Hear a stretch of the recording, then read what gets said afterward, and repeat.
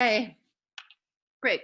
So, Faith, how about, I don't know who listened to what whilst our conversation here.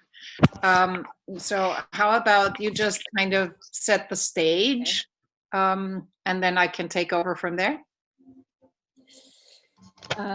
Yes. So, welcome everyone. Hello. Sorry for all of the last minute confusion, and yet here we are. And we're still getting ourselves oriented of like, oh my, how do we do this now? So, thanks for just being patient with that. I am super excited. I was kind of surprised. I had butterflies in my stomach before this call because I'm so excited to finally be moving forward and putting together a organizational framework that I think is going to be what the Athena group is craving. It's centered around organizational purpose. Our organizational purpose, people seem to love, and it's a little bit high up in the sky around shaping the future we all want to inhabit. I think we have work to do collectively and I have some ideas about that, but together be shaping that more clearly about what we mean by that.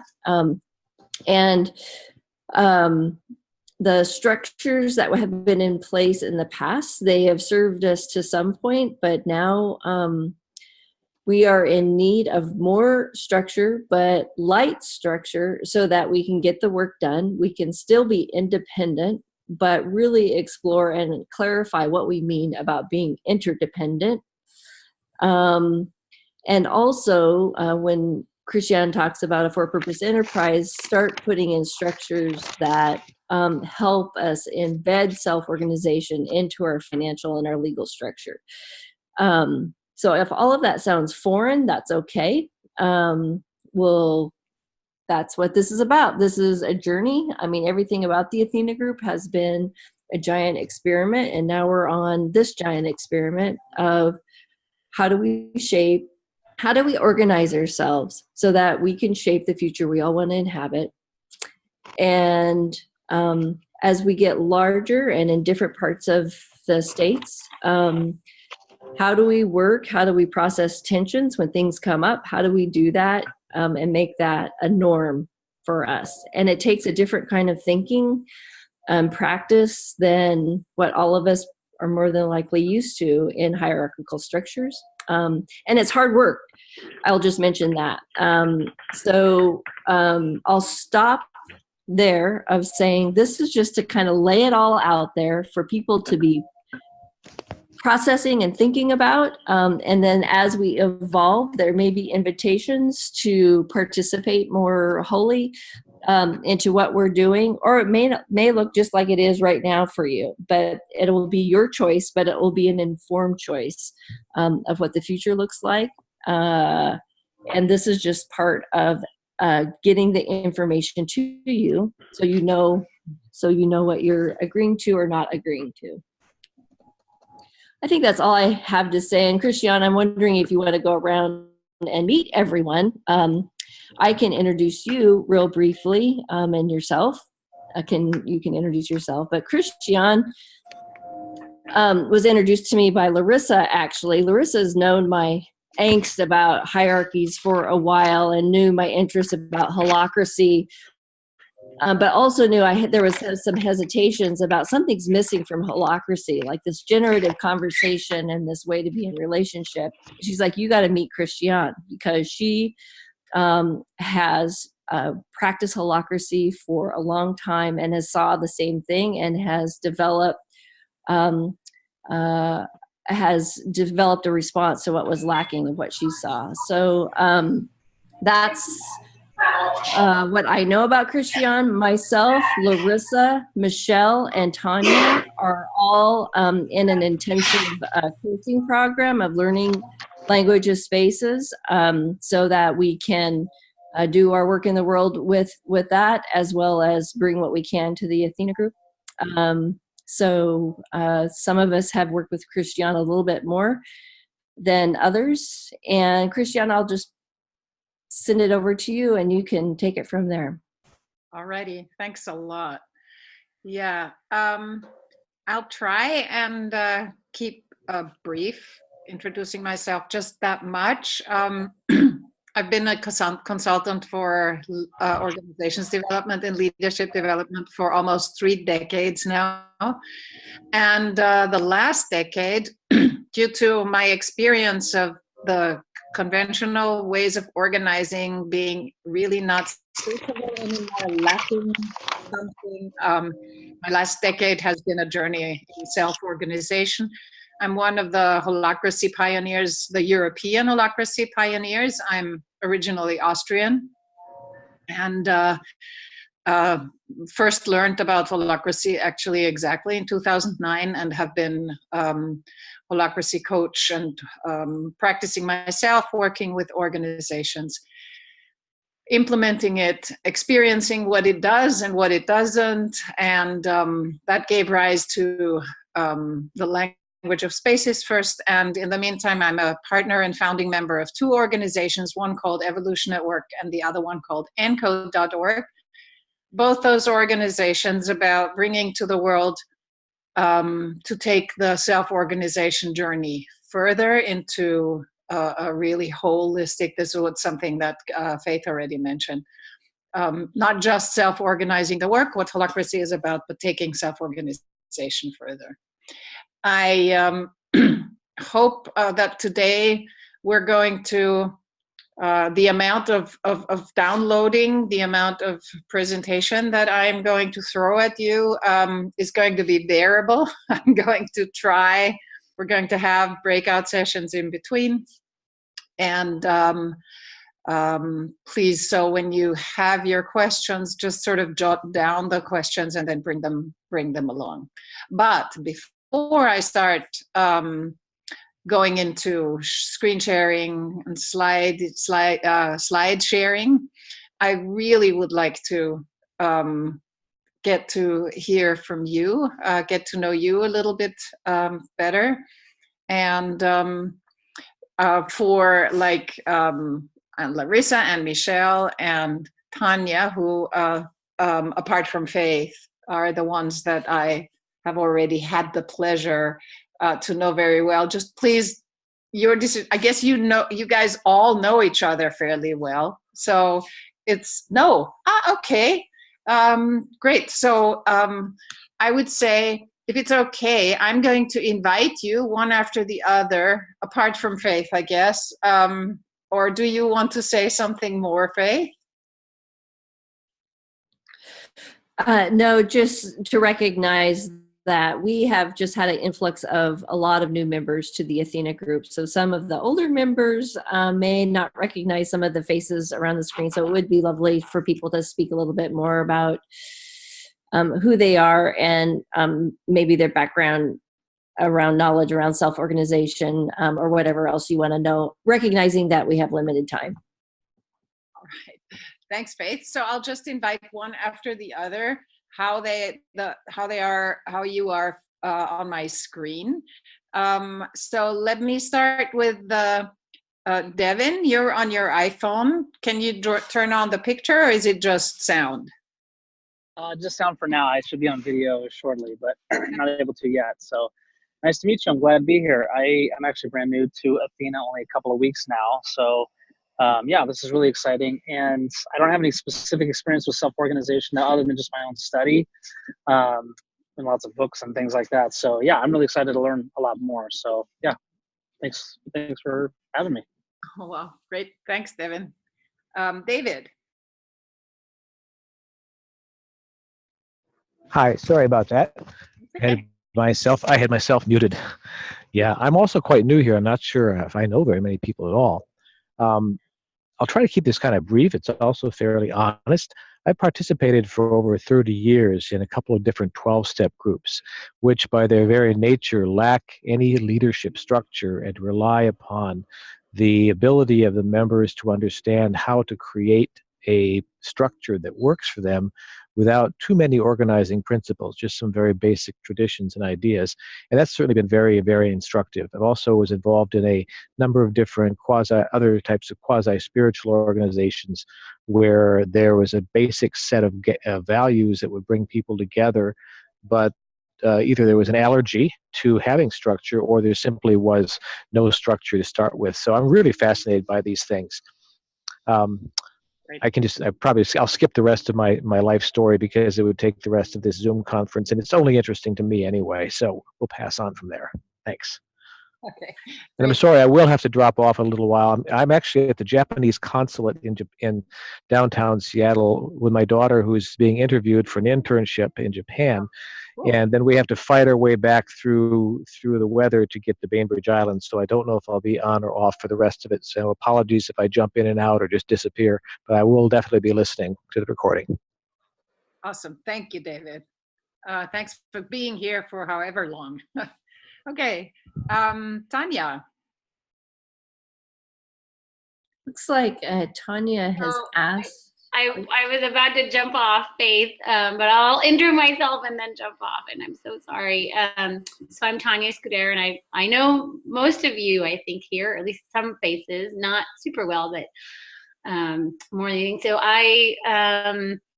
I'm also relatively new to Athena, starting at the end of last year, but have been working with Faith on thinking about Athena's product offerings and how we actually market those to the world, and thinking about this grand purpose, and then how do we actually get to do that work in the world with clients. So that's a little bit about there. I have 2 small children, and unfortunately my nanny is unable to come, so I'm super disappointed, because even though it's some material I already know with, I keep learning every time, and so I'll be in and out as well, and then I'll listen to the recording and probably have lots more questions, and we'll just see how that goes.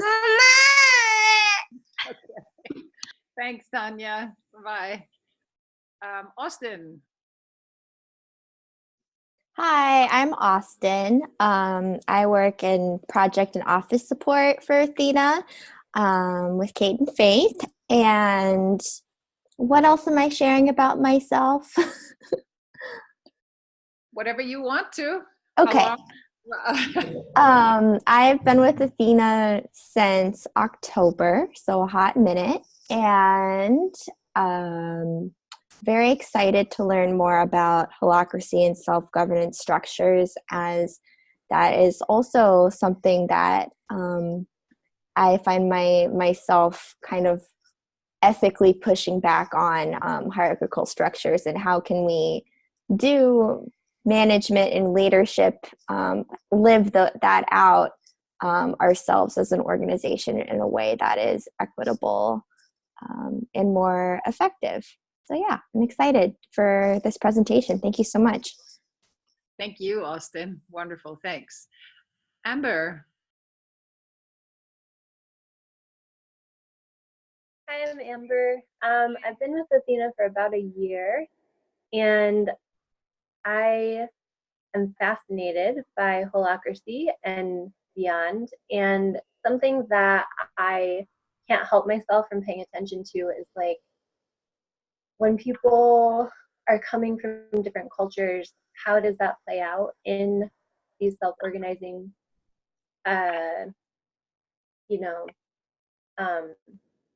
frameworks that we're going to try to work in, and how can you even, like, structure it through an equity lens.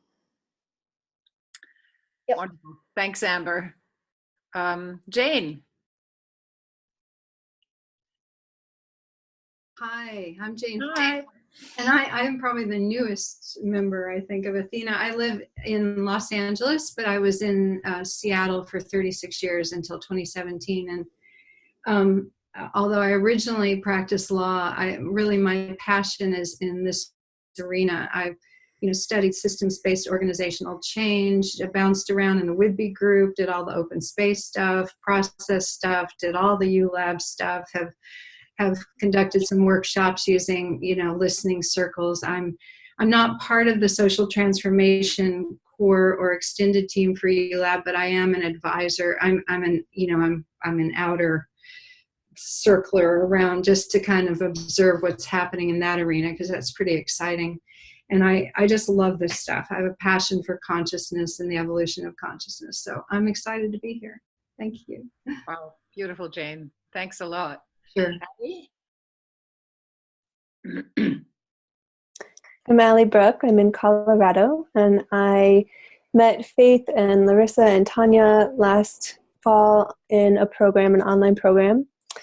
And in talking with Faith further about a digital agency that I run, helping online business owners and wisdom teachers, she said, we're having the same problems, very similar problems. And I think I've been trying to evolve my management and leadership skills of all these online people all over the world, and not knowing that this is a thing, that there's names for it, that there's, ways that you can approach it to make it even better. So I'm very excited to learn more about it and participate in any way. Wonderful. Thanks, Sally. Okay, Michelle. Hi, I'm Michelle Zuckerberg. I've been with Athena since November, so pretty new. And I'm also very interested in this evolution of consciousness, and have been viewing holacracy from afar, trying to understand it.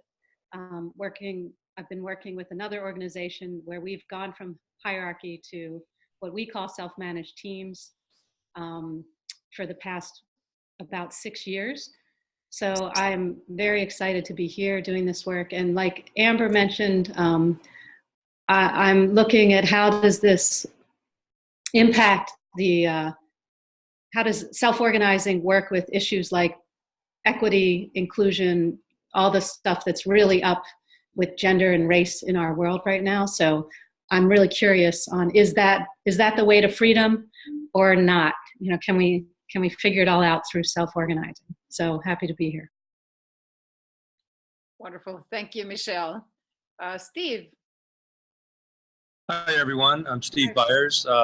I live in Olympia, but I just completed a 2-hour snowy drive up to Port Townsend. So I happen to know the hospital here, and so I'm in their cafeteria using their internet otherwise I'd be surrounded by 3 grandchildren, and that wouldn't be tenable for this call. I've been with the Athena group for about 3 years and have been doing this kind of work, organizational development, leadership development for, 15, 20 years or so in the Olympia area. I'm also really interested in this whole idea about self-organizing, and I've done a fair bit of reading, and I'm currently reading, I don't think I can get the guy's name right, Niels Flake, the German fellow, and I'm reading the Open Space Beta book right now. And I'm also working with a nonprofit in Olympia that thinks they can figure it all out by turning to self-organization. So have that path that I'm following as well. Happy to be here today. Wonderful. Thank you, Steve. Kate? Hi, I'm pretty sure everybody knows me except for perhaps Jane, because I have not yet oriented her, but I'm Kate. I've been with Athena for going on 8 years now, I think, and I provide all of the back-end support stuff. So that's what I do. I've been on this journey with Faith with holacracy for, gosh, has it been a little over a year now, maybe? And I am looking forward to learning more about how we can really implement it in our company and our business, which is a little less traditional, and we have, a smaller amount of support staff. And how do we make all of this work without Faith and I holding 1,000 roles and circles and feeling like we want to cry? So I'm excited to move forward. Alrighty, thanks, Kate. Larissa?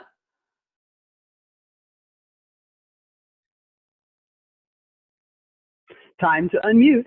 Hi, I'm Larissa. I've been with the Athena group since 2013. I am equally passionate about structure and liberated creativity. And the people on this call just make me smile. And I am in the process of joining Christiane at Evolution at Work. And I think those are the points that are relevant for our conversation, even though I'm like excited to share more. Thank you. Great. Thanks, Larissa. And Paul. Hello, I'm flat on my back, sick, and I'm just going to say hello and see. I'm going to listen in as much as I can. Oh, okay. So hopefully get well soon. Wow, thanks a lot. Whew, yeah, this is a really, really interesting group of people to talk with. I'm really excited about this. Before I dive in, let me just give a few, sort of set the frame, which is really important for the work that we do in Evolution at Work and in ENCODE as well. There are extremely many different interpretations in the world of what self-organization is, what self-management is, what teal is, what lean is, what, I don't know what, all these buzzwords that are out there. Many of them are very aspirational. It would be lovely if, some of them very practical. For the work that we're doing here, we are holding to clarity, and that means when we talk about self-organization, when we talk about evolution, when we talk about distributed power, when we talk about leadership, we have a very high level of clarity by what we mean by that, and we're happy to explain that. In no way ever do we think we have a truth, because we all know there is no such thing. But for the work that we do, it is really important that we are consistent in these meanings and in these explanations. And therefore, if there is, for example, there's this big confusion between what is self-organization and what is self-management, and about, so I will be speaking hopefully very clearly, and I think I'm just going to get started, but it is just important for me to say that we tend, or especially I, when I talk about these things, tend to be very, very clear. And this is important. It's not about the truth. It's just the work that we do and the foundations, everything that the work then is based on and goes forward. So let me try and share screen, and get started with going into presenting mode. So Faith, there we go. Faith, Tanya, and I met a while ago in Seattle and had a conversation. And it was really inspiring for me because all the questions that came up seemed like, oh my God, I've been thinking about this for so long. Oh my God, I didn't even know that this existed. Oh my God, and so on. So it was a really a wonderful lunch we had together, and ended up with, in a first state, so Faith, Michelle, Larissa, and Tanya coming to the coach education program, the certification program that Evolution at Work is offering around the capacities for the personal journey into self-organization. After 10 years of practice, of working in a self-organized way, it has been it has become very, very clear that self-organization is something you don't just turn on and then do it. It is something that challenges organizations and people, and it challenges us people in almost all fundamental beliefs that we have around getting work done and being together at work. So let me start with, okay, my slides, there we go. Let me start to give you a little overview about what we're going to do today. So I'm going to start with what is self-organization and a brief history of how that plays out in the new world of work.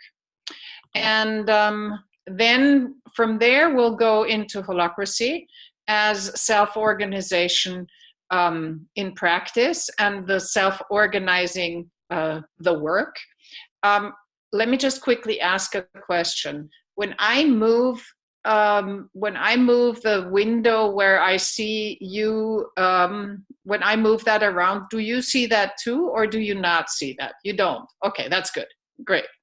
Because I have to keep moving you out from one side of the slide to the next. So anyway, so after that, we'll be able to make a break and go into some small groups. So Austin, I will just then let you know. And Austin is kind enough to help me with the breakout groups and just to let you share and bring some questions back, and we'll have some Q&As then.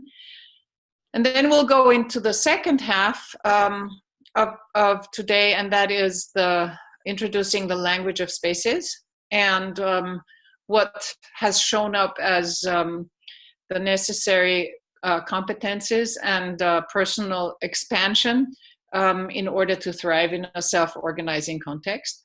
And then, so this covers self-organization in the work. How do you get the people part to be able to connect well with that?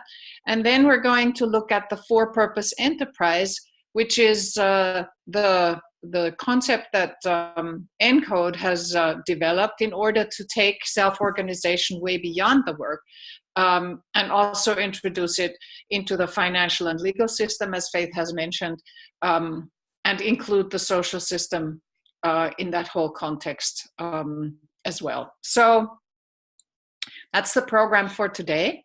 And let's start with, sorry, and in the end, we'll have more small group sharing, questions and answers. So whilst I'm presenting, as I can't see you all, please make sure to jot down your questions. I will try and be brief whilst bringing up the slides. I'd much rather spend more time in Q&As than with talking with the slides. I have to tell you, it's a very ambitious program. I mean, each of those issues can cover days of workshops. So when you have the feeling that I'm getting stuck too much in one of those issues, just please unmute and say, hey, Christiane, we need to move on or something like that. I'd really be thankful if you feel that this is going too far into detail, but I am trying to, I will be trying to keep the time. Actually going to put my phone here and make sure. Okay, so we're scheduled to go until 5 o'clock, and I hope we'll be well through by that time. So why self-organization? Oops, where's that picture? Here it is. So everybody is writing and hearing about how our world and our work is becoming more and more complex. And I think there is a lot of misunderstanding also around what the difference between complication when something is complicated and something is complex. And those of you who are knowledgeable in systems theory and the theory of complex systems know that difference. But what does that have to do with organizations? So complicated is anything that you can, no matter how difficult it might be, logically follow up on. And once you have gotten the logic of it, you can repeat it. So linear organizations or linear power hierarchies can deal with quite a lot of complicated stuff. Only the way it is even drawn and looked at, it is complicated. But once you have actually understood how the line goes from A to B, you will be able to repeat patterns in that system. With a complex system, like a neural network, that is very, very different, because the parts of the system, their connection continuously shifts and changes. And therefore, when you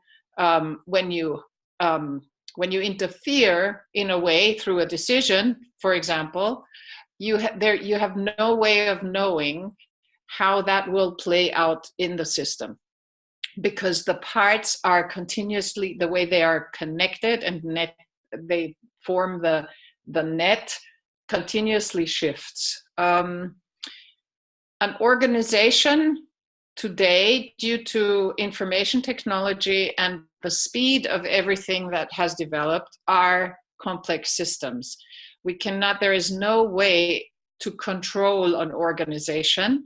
That is a total myth, because they are complex systems, because we don't know what people know. We don't know how people communicate. We don't know what people communicate. And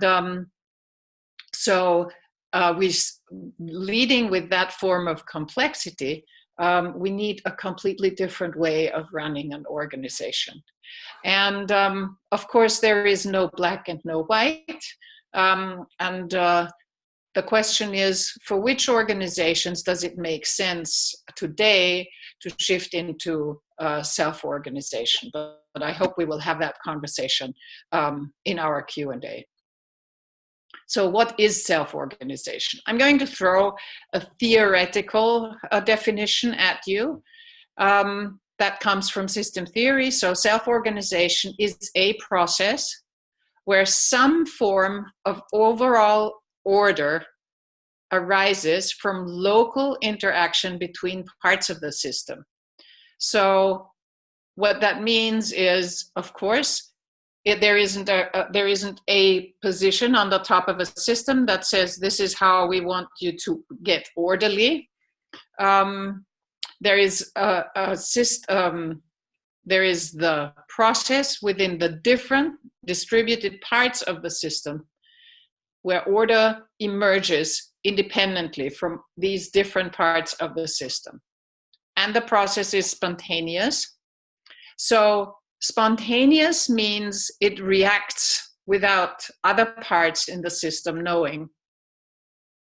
And this is really important. I want to point that out for our later conversation, because that means spontaneous. There must be a reason for something happening in a different part of a system. And the reason is a need shows up. And a need that shows up creates a tension. And it creates the tension to shift something, to move forward. And so that is where the spontaneous process arises from. And that doesn't need control by any external or superior agent. And the resulting organization as a whole is decentralized and distributed over all the components of the system. So all these few sentences hold most of the information that then is translated into a self-organizing system. But quite generally, when looking at it on a more general overall perspective, you can say that self-organization is the evolutionary principle of nature and of the entire universe. Interestingly enough, self-organization is the one thing that has prevailed since the Big Bang. the universe is self-organized. There is no control. There are guiding principles, and the guiding principles of the universe are self-organization. And when we say the evolutionary principle of nature and the entire universe that means that self-organization is the process that allows for evolution. So then we have to say, what is evolution? And again, we're here in definitions. So evolution is the gradual development of something from a simple to a more complex form. So, okay, that's a sort of theoretical definition. Evolution is the process of continual adaptation. Adaptation needed by shifts in the environment or by changes in the environment. And the system evolves to better adaptation, always to survive. So evolution, the evolutionary process, is a survival process, if you want. And the steps of evolution, so a need shows up for adaptation. This leads to something replicating, but with a slight difference, so the difference is how nature tries to test adaptation. That means because of that difference, there is variation. There's one thing or the other thing, and evolution will show which one of these parts is better adapted to a changed environment. And then there happens selection, because that part that is not good adapted will either develop in a different way or go extinct, like many animals, right? So the evolutionary, just to capture it together, self-organization is the process, the evolutionary process that enables adaptation in order to better adapt to the needs of the environment at every individual part of a system. And that's what self-organization in an organizational context or enterprise context is mirroring. It's the model by which self-organization functions. So self-organization is a principle. It is the natural principle of evolution, of development. And the process of differentiation is the evolutionary process that's not planned or controlled. It is created through tensions, through the need to move forward to better adapt. I checked the other day, so everybody has heard the statement of Charles Darwin saying not the strongest, but the best, but the most adaptable systems will survive. Apparently he didn't say that, but somebody who quoted him, and now you find all these blog posts of whether Charles Darwin said that or not. But I do believe that the core is true. Those who can best adapt will survive, not the ones who are the strongest. And that's what evolution has actually proven over the history of the universe. So if we look at the evolution of organization through that differentiation, we have had the rational structure. So rational structure means there is a rational organization that is defined by individuals thinking the structure up and creating what individuals think as the most effective structure. This is what has been happening for over 100 years and has been very successful for many, many, many businesses, and still is very successful. It is the organization by some organizers, the rational structure. But in the last decades, it has proven, and there has been a lot of stuff going on, and I will look into that, that something different is needed. So what happened, in the way evolution works, a different way of organizing has evolved, has kind of split off. And so what we have now is we have hierarchical, so-called rational structures. And what self-organization is moving organization into a way how our organic structures work. That is sort of the natural self-organized way is how nature and the universe as a whole develops and is structured.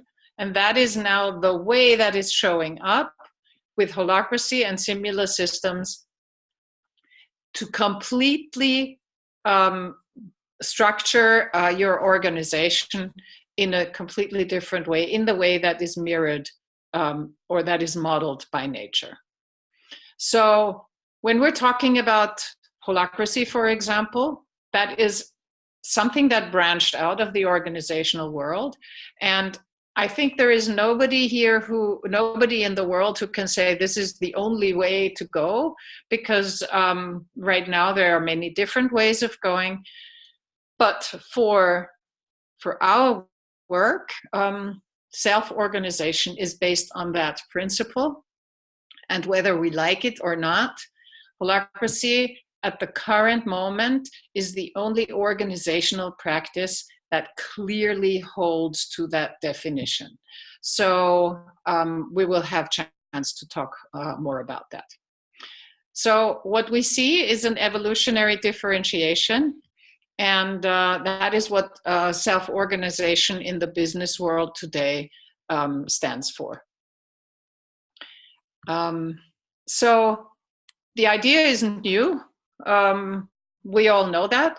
Gore, W.L. Gore, who has been famous for his different way of structuring, started his business in 1957. So that's over 60 years ago. Then out of a Dutch organization developed a system called sociocracy, which is the first system that actually was developed out of an organizational practice of an electronical company.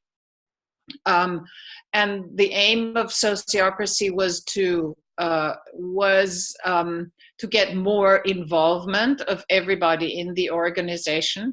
Most people have heard about SEMCO.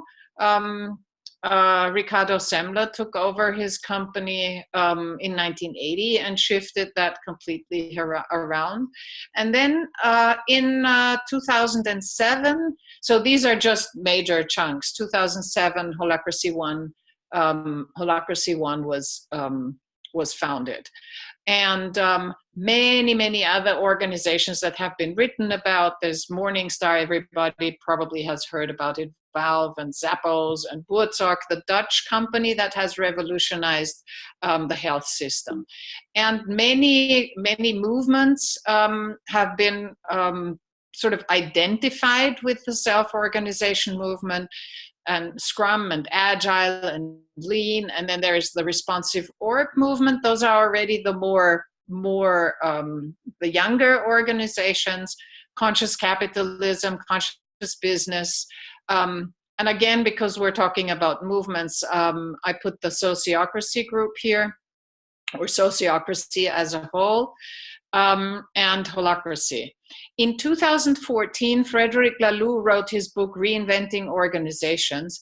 And what Frederic Laloux managed with his book, that has been sold by the hundreds of thousands internationally and translated into very many languages in the meantime, is he created this global movement of, oh my God, there is actually, I'm not alone, kind of. All these people are finding, oh my God, there are all these organizations who are already doing it. What happened was something with the book, was with something that I know for a fact was not intended by Frederic Laloux, is that people started making a concept out of teal and talking about, let's go teal, let's make a teal organization. But really there is no practical solution to do that. And from my own experience, I have been in contact and conversation with many people and organizations that are struggling really hard, because it is a great aspiration and a beautiful idea. Many organizations start to reinvent the wheel from scratch. And that can be really very painful. So teal as such is not a thing.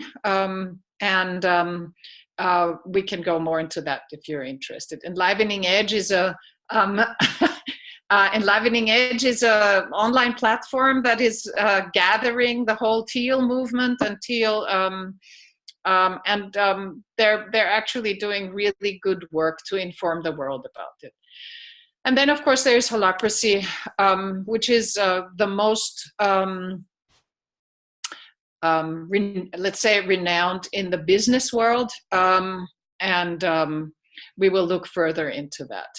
So one thing that Richard Buckminster Fuller, who was an inventor and an architect and a really incredibly creative person, said over 100 years ago, if you want to change a system, don't fight it. Create a new one that makes the old one obsolete. So knowing that systems have the tendency to stick to their patterns in an autopoietic way, to reinvent themselves continuously, if you want a fundamental shift as deep as the shift from conventional power hierarchical structured organization to self-organized systems, it is a completely new system. You cannot incrementally improve from a power hierarchy to a self-organized system. And that is the really, really biggest obstacle. It is such a fundamental shift that it's for systems theorists amongst us, it's really a change of second order, not of first order. It is a radical shift. And there is no way of making it less radical, because it questions all fundamental beliefs that we have been taught actually from childhood on, in the families, in the schools, in our sports organizations, and in businesses. In our pretty much everywhere, hierarchical structures are still pretty much the norm. So there comes holacracy. And I would like to just sort of say, let me just take a quick look. Yeah. Why I consider that holacracy is the only really self-organized system. Because holacracy, number one, it mirrors the organic structure. It is a natural hierarchy. And the thing is, there's a big misunderstanding that we're going from hierarchical to flat. That is not what it is.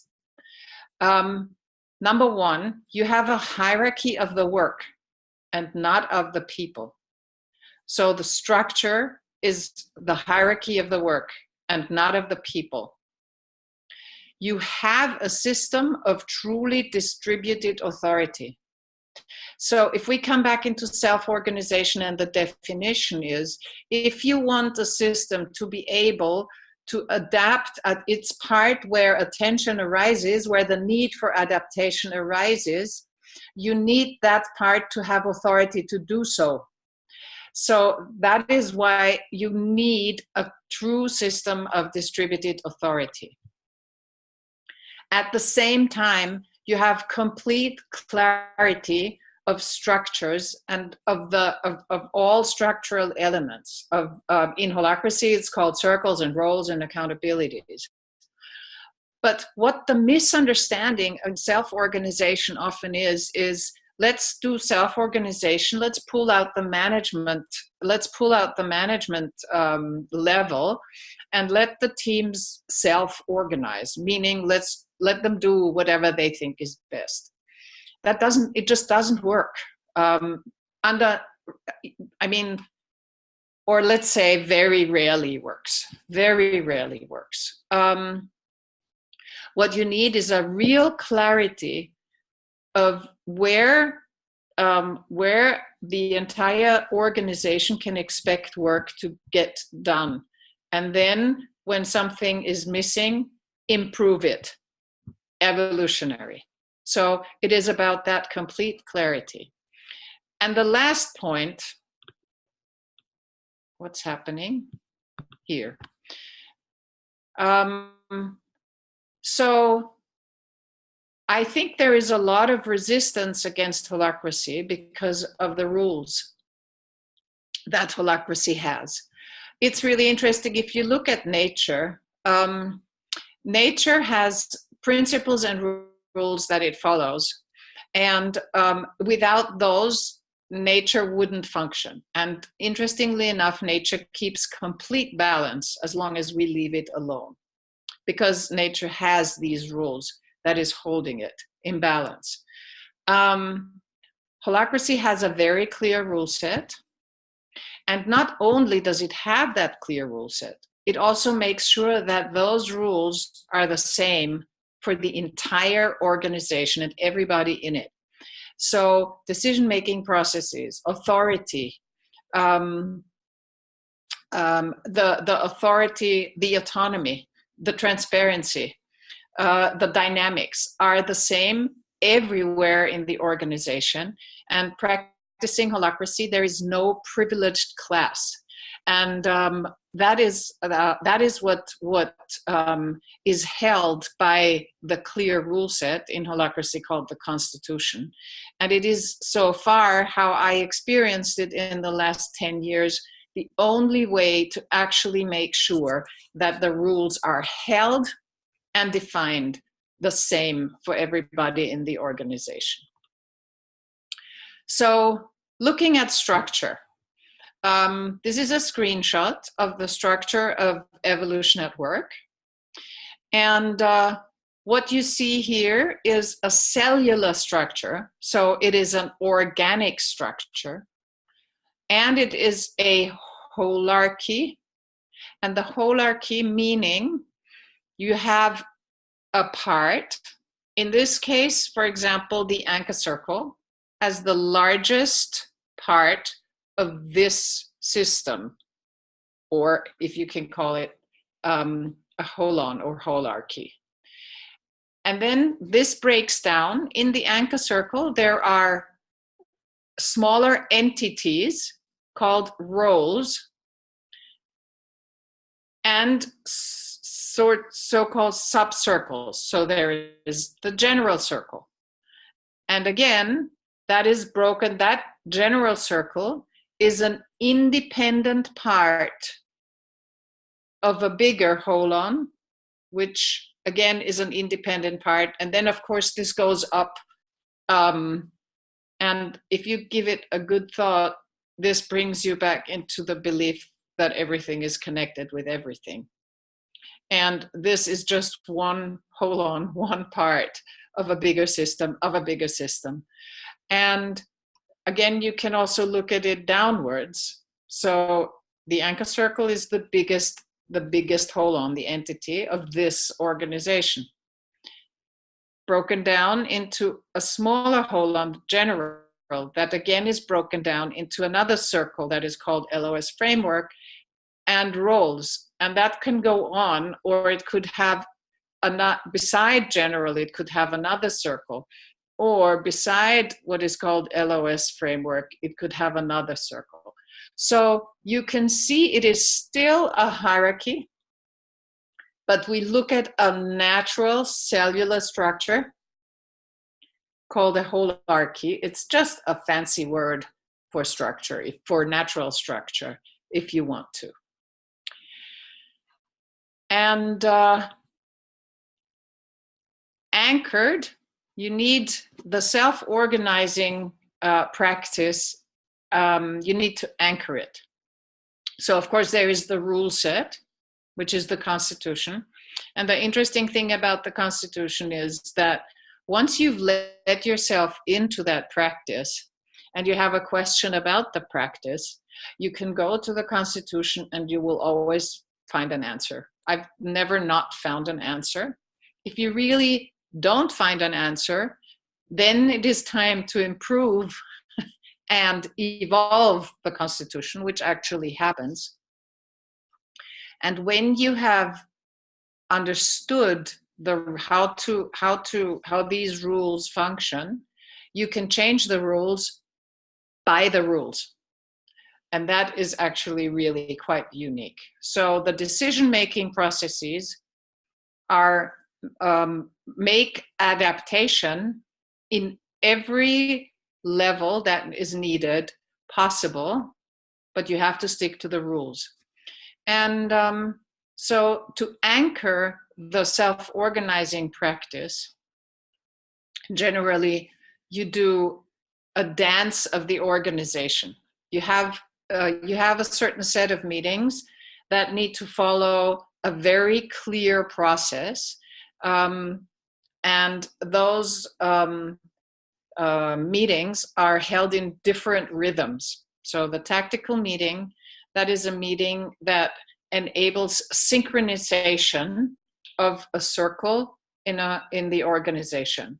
So in that way, because we are very autonomous in the way we can work, the circle always updates, synchronizes on projects and next steps on a regular basis, normally on a weekly basis, so that every role in the circle continuously knows what is going on in order to help support each other's work or move forward individually. This is the operational level. Then you have governance, and governance is, of course, the decision-making process, is the decision-making process of what the organization needs in order to be sufficiently structured to serve the organization's purpose. And the important thing here is that everybody filling roles in the organization, sensing a need for improvement, every role filler sensing a need for improvement, no matter what, has a possibility to process that into important output for the organization. Every sense, every need for improvement, aka attention, every tension has a process to be resolved into meaningful output for the organization. And that happens both on operational or on governance level. And governance meetings generally take place every month. And, but of course it's up to every organization to find its own rhythm. So tactical goes fairly fast, governance goes a little bit slower, and strategy is a much more operational thing when you practice holacracy than it normally is, and happens approximately every half year and is about a 1 to 1.5 hour meeting when you're practiced. This is to give focus and clarity about the preferences and the directions in which the members of a circle need to prioritize their work. So that might sound a little bit abstract.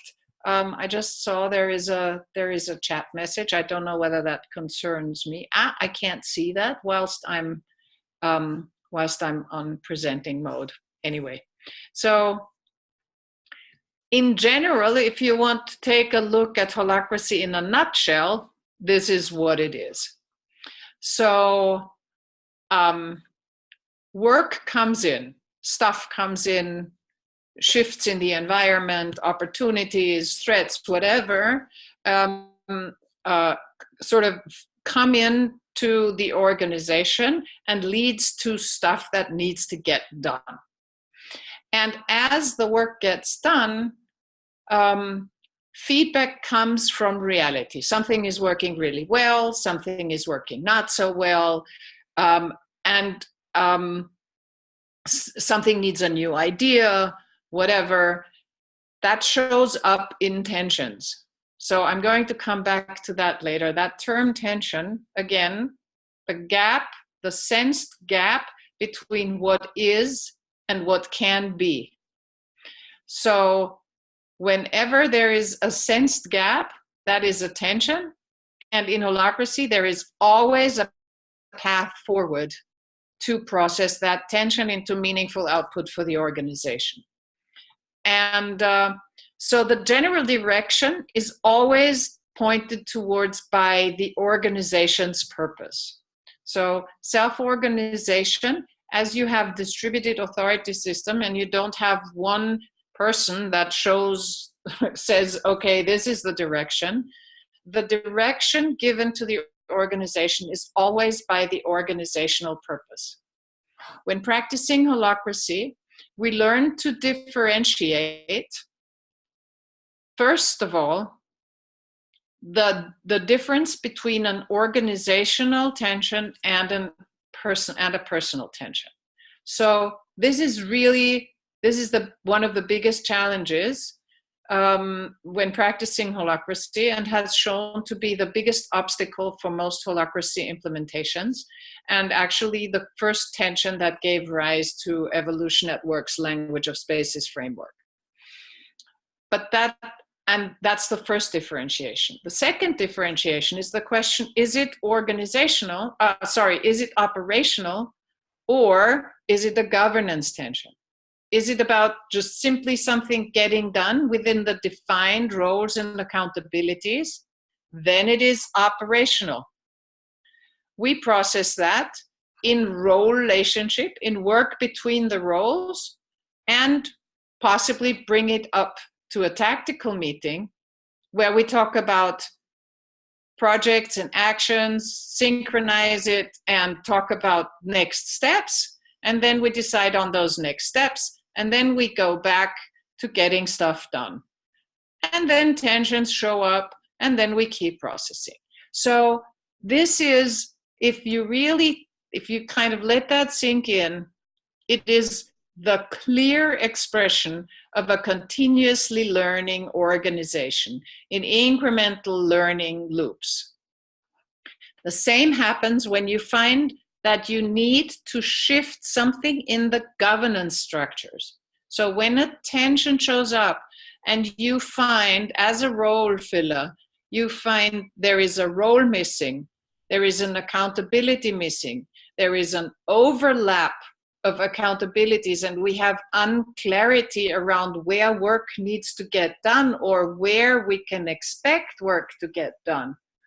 Then we go into governance. We improve through proposing and processing the needed improvement to the organizational structure. And then we go back to working, and then we find, did that improve or did it not improve? So any decision that is made in any structural, any governance decision, we can take it because we know when it proves that it isn't a good decision, then we can revise it at any time again. So how does that relate to that possibility of making decisions at every different part of a complex system? What that means is that we tend to make smaller decisions that have a smaller impact on the system, and we can faster and sooner adapt. If we have a decision that is needed in one part of the system and we play the decision up in the hierarchy, and then the decision is made there, and then it comes down. By that time, we have already the necessity for the third next decision, and have missed out on some decisions. But because we are highly flexible and adaptable in a distributed authority system, we take smaller decisions at different parts of the organization, which helps the whole organization to better adapt in smaller incremental steps. And that's exactly what holacracy enables an organization to do. So, please, I have to check. I think I've been talking for just over half an hour now. I think it's enough. Please, if you can, Austin, if you could be so kind and be ready to bring everybody into small groups. Sure. These questions are suggestions. What was new for you? What created an aha effect? And that's what you should please bring back afterwards into the Q&A session. What are my open questions? And Austin, can you keep me out of those small groups? Yes, I will try to do that. Okay. I'm just writing down the questions so that I can distribute them to the different rooms. Oh, okay. Maybe in the chat box. Yes, it's a great idea. Okay, I'm going to create the breakout rooms. Here goes nothing. So here, what I'm going to have you do is just leave the room. When you're put into a room, just leave it. Is that all right? So you're not involved in the rooms. Okay, so I'm opening all the rooms.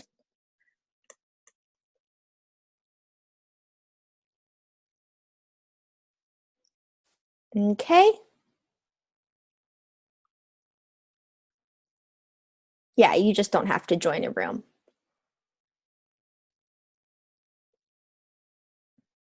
Okay, I'm going to shift. Can you stop the recording? Oh, Just make a break.